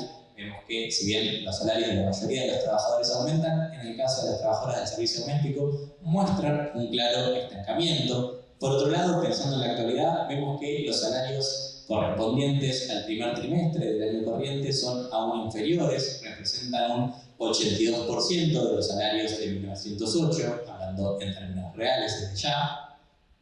Por otra parte, en relación a los objetivos que se propuso esta ponencia y en relación a la influencia de los indicadores económicos y de la regulación y de los imaginarios que se buscaban analizar, vemos que el PBI per cápita tiene una capacidad explicativa muy superior a la de la regulación y a la de los imaginarios, y si bien vemos que en los auges hay periodos en los cuales los salarios experimentan alzas importantes, en líneas generales esto vuelve rápidamente a los valores previos a partir de alguna contracción económica.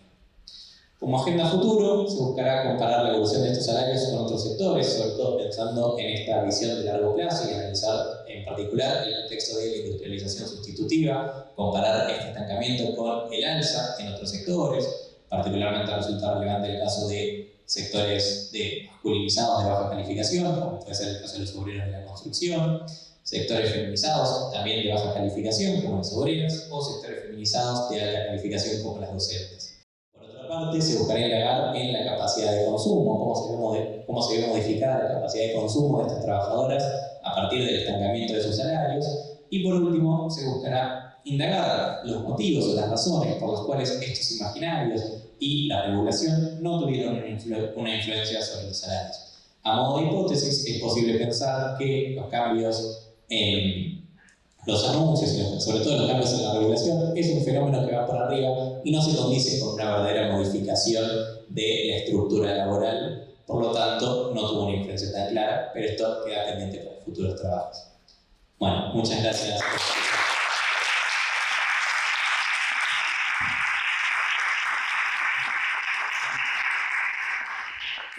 Bueno, muchas gracias Ernesto, felicitaciones por la investigación, sobre todo por la exposición también, es siempre un lujo escucharte. Cecilia, ¿estás por ahí? Acá estoy. Para Cecilia, bueno, es el momento de las devoluciones, de los comentarios. Estamos un poquito apretados de la agenda, te vamos a pedir un uso óptimo del tiempo, por favor.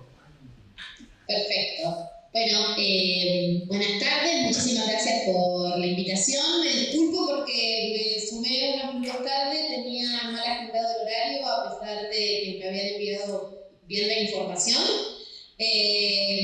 Bueno, voy al grano. Ernesto, ya nos conocemos de diálogos previos. Me encanta seguir la evolución de tu trabajo. Como ya estuve justamente conversando con vos, creo que el año pasado, en una instancia de elaboración previa, bueno, ya sabés que me gusta muchísimo lo que haces, que celebro sobre todo los diálogos que podemos construir entre la historia económica y la historia social del trabajo en perspectiva de género. Así que lo que te voy a hacer en realidad son algunos comentarios y preguntas y tal vez algunos comentarios que es lo que desde la historia social, que es el lugar en el cual yo me posiciono, le reclamaría a tu trabajo pero en vistas de que el trabajo sea mejor, lo que no significa necesariamente que como propuesta. Pero puede llegar a ser interesante y más productivo. Entonces, no voy a entrar en los detalles sobre la construcción de los datos, que de por sí me parecen muy convincentes y metodológicamente son sumamente exhaustivos, esto ya te lo he dicho anteriormente, y aprendo muchísimo al leerte por la forma que tenés de construir esos datos y de leer, ¿sí? la evolución de esos salarios y asociarlos a distintos factores. Entonces, por eso lo que te digo es que mi comentario apunta más no a lo que ya construiste, ¿sí? Sino a lo que me gustaría que hagas de acá en adelante, y en todo caso escucharte a ver qué te parece.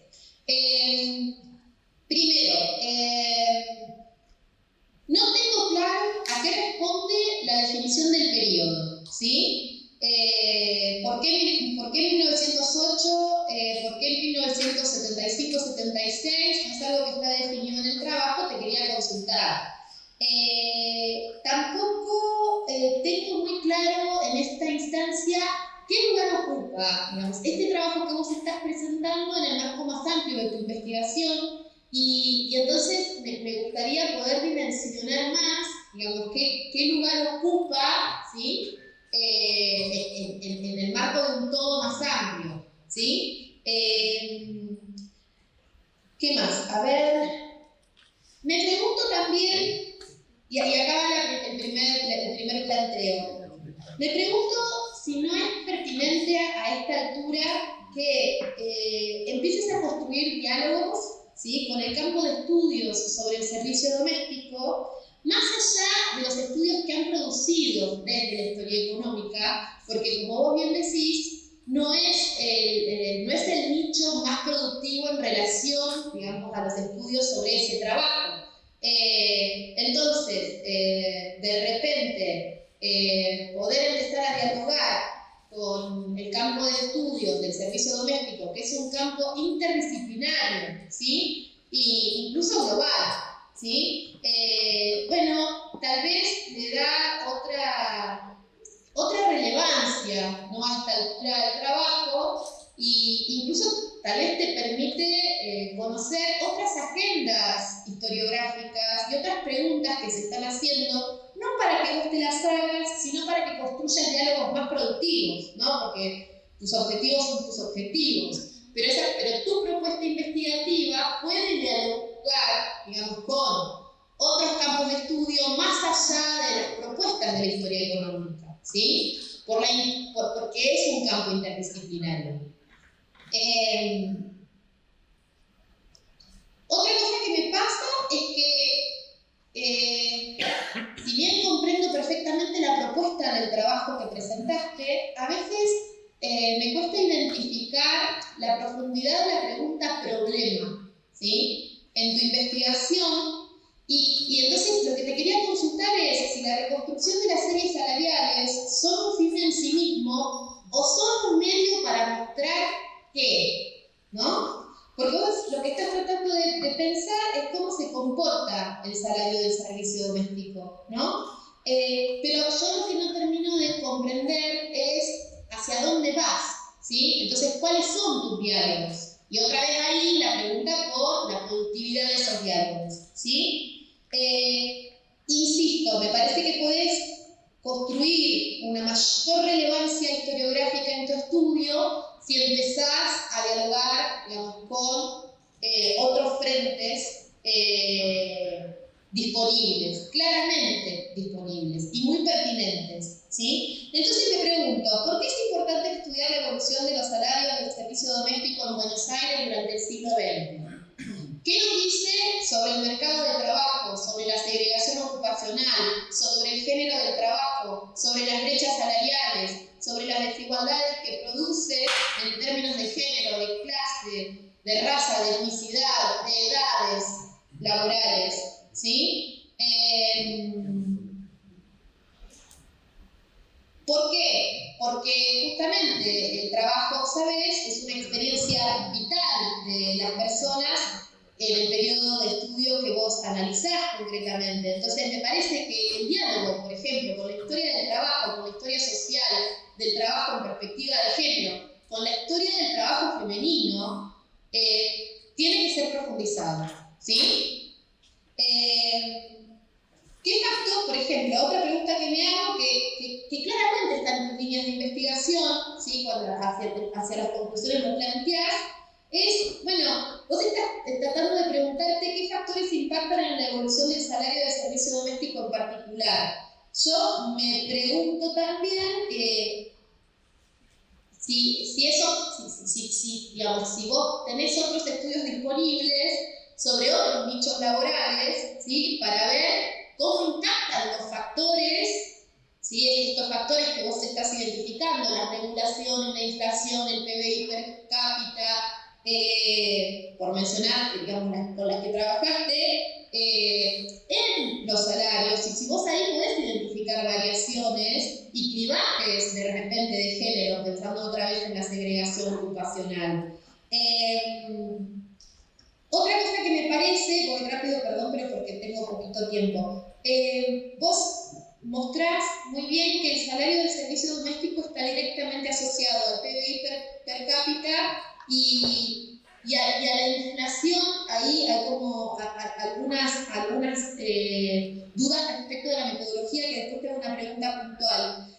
Entonces yo lo que me puse a pensar es que en realidad, como tu mirada se construye desde la demanda del servicio, ¿sí? En realidad estás pensando más bien el fenómeno del salario, ¿sí? y su evolución desde el consumo de ese servicio, ¿no? O de ese trabajo, podríamos decir. Y me parece que hay algunos trabajos que publicó en el último tiempo Fernando Rocchi, ¿sí? que viene de la historia económica y del estudio de las industrias en nuestro país, pero últimamente, en los últimos años, se ha dedicado a la historia del consumo, y hay un trabajo muy precioso que acaba de publicar, que te lo recomiendo especialmente, porque me parece que puede ser inspirador, que se llama La transformación de la vida cotidiana, la evolución de los bienes durables en Argentina 1920-1970. Y él lo que hace es hacer un análisis desde la perspectiva de la historia del consumo y analiza la importación de automóviles y de electrodomésticos y bienes de consumo durables en ese periodo, y a partir de ahí, ¿sí? No solo analiza esto, la mayor o menor elasticidad, sino que también lo que analiza es quiénes consumen esos productos, y termina hablando en realidad de la configuración de identidades sociales, por ejemplo, ¿no? Entonces, muy lo que últimamente está haciendo Milanesio, o lo que también está haciendo Inés Pérez, son, digamos, tres autoras, que han hecho aportes interesantes a la historia del consumo, y que a mí me parece que vos tenés que explorar diálogos posibles, y otra vez ahí también las agendas historiográficas, porque pueden ser útiles y productivas para lo que vos estás pensando, ¿sí? Finalmente,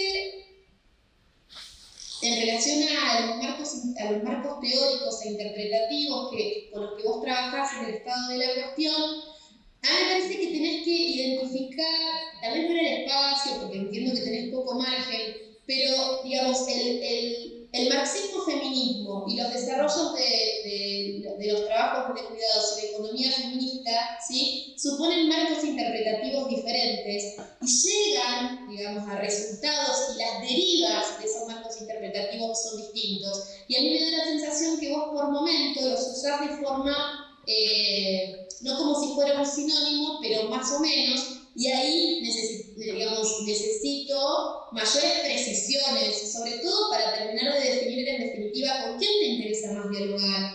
Y otra cosa que me parece muy importante es que esa declaración de principios, ¿sí? Que vos hacés de que querés dialogar, ¿sí? O que te resulta pertinente el diálogo con el marxismo-feminismo, pensando en Federici, ¿no?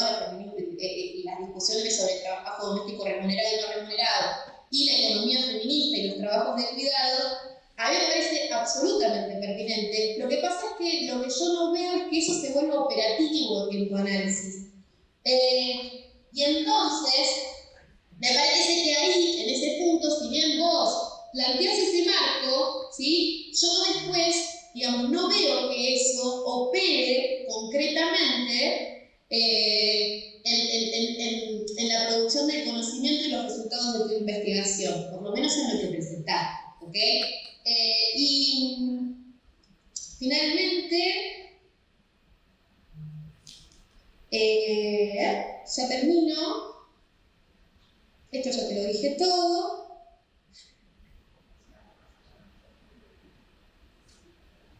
Me parece fundamental también que esto lo planteas en las líneas de investigación, que compares, ¿sí?, la evolución de los salarios con otros nichos laborales, feminizados y masculinizados, ¿sí?, para ver qué nos dice, ¿sí?, concretamente. Y también esto que decías, ¿no?, de pensar en otros contextos, entonces de pensar y de dialogar con trabajos, por lo menos a nivel regional. Y lo que me preguntaba también, por el tema de cuán productivo es en definitiva, porque me parece que vos estás como sometiendo, ¿no?, una hipótesis a contrastación. Me pregunto cuán pertinente es la construcción de tu argumento en relación al marco regulatorio, ¿no?, si en definitiva termina siendo estéril.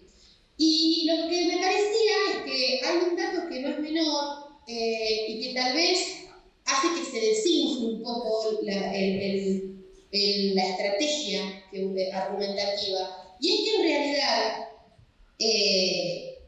el primer marco legislativo, ¿sí?, fuerte a nivel nacional, que es el 326 del 56, ¿sí?, concretamente, justamente la diferencia que hay entre el decreto que se sanciona y el proyecto de Parodi, que vos bien mencionás, es que el decreto que finalmente se sanciona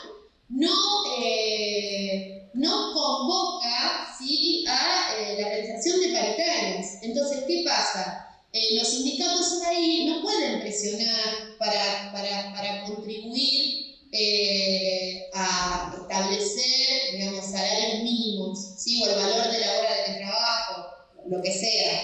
Digamos, esto es algo que va a suceder recién con la última ley, nunca sé si es 2013 o 2014, y en realidad incluso se puso en funcionamiento en los últimos años. Entonces, más allá de si la organización sindical es fuerte o débil, ¿sí?, que es otra historia, concretamente la ley, digamos, el marco regulatorio no promovía la discusión, entonces ahí no había presión posible. Entonces en ese marco, eso puede estar explicando por qué las regulaciones en el sector no impactan en el salario. No impacta porque no estaba establecido, ¿sí? No había una norma que habilitara eso. Y no tiene que ver con la fuerza o la debilidad de la organización sindical. Eso, digamos, eso me parecía. Y ahí sí lo que te planteo es que hay un trabajo de Ania Tiziani que justamente lo que hace, que lo publicó en un Mundos Nuevos,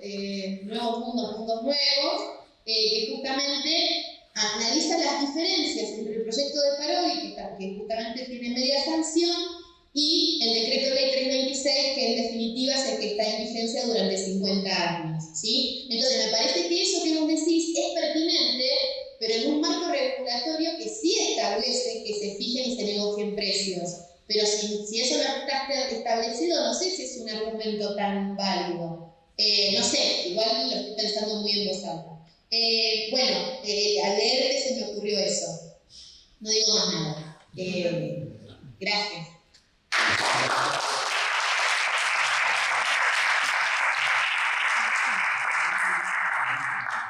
Bueno, Cecilia, muchas gracias por los comentarios, por la devolución. Ernest. 5 segundos. Maneja vos. Como si fuera rulado. Bueno, muchas gracias, Cecilia, por los comentarios. La verdad que me sirve un montón para seguir pensando sobre todo estos diálogos, porque sí, efectivamente es un trabajo que comienza en la historia económica, pero tiene que ir mirando progresivamente a diálogos con otras disciplinas históricas, Así que realmente todos los comentarios me resultan muy pertinentes para ir construyendo esta agenda de trabajo en progreso, porque quizás, bueno, me queda en un lugar un poco una zona de confort, pensando en la historia económica, pensando en precios y salarios, y quizás la temática amerita y vuelve necesaria la articulación con otras disciplinas desde perspectivas también más cualitativas. Así que tampoco me quiero extender, porque por ahí estamos un poco justos de tiempo, pero realmente todos los comentarios y todas las preguntas me parecen muy pertinentes y son fundamentales para construir esta agenda de trabajo en progreso, para articular diferentes miradas. Todos los trabajos que mencionaste, todas las líneas de investigación me parecen pertinentes, articular, digamos, historia del trabajo, historias del consumo también me parece que son todos caminos que tengo que ir recorriendo en el próximo tiempo para encontrar diálogos que permitan apreciar un poco más toda la complejidad de este fenómeno y no quedarme solamente con una arista de los salarios. Me creo que lo del marco regulatorio lo tomaba como un indicador más que por la regulación en sí, pensando, bueno, ¿qué lleva a que se regule? Efectivamente, si eso mostraba un cambio en la sociedad, un cambio en las concepciones, me parece que por ahí eso no se ve necesariamente en los salarios, pero efectivamente es un punto a tener en cuenta que quizás es una regulación que queda más en el aire respecto a otras regulaciones y por eso también sus efectos son más limitados. Así que muchas gracias por todos los comentarios, me sirve realmente un montón para ir construyendo una agenda de trabajo para los próximos meses y para el próximo año.